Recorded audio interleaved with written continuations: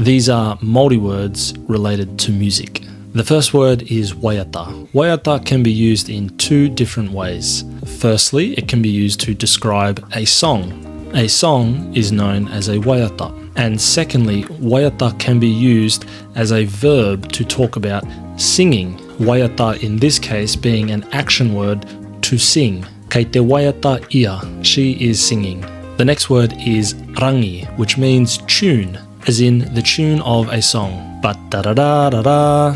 The tune of a song can be described as the rangi. The next word is tangi. Now you might be familiar with the word tangi in relation to a funeral or someone crying. Tangi in this case is used to describe the resonance of sound. For example, an instrument that makes a sound can be described as tangi. My guitar here can tangi. It makes a sound when it's played. And by extension of that, we can say whakatangi, which means to cause to make a sound or to play the instrument. That process of playing is whakatangi. Another common word is tito. Tito means to compose, as in composing a song.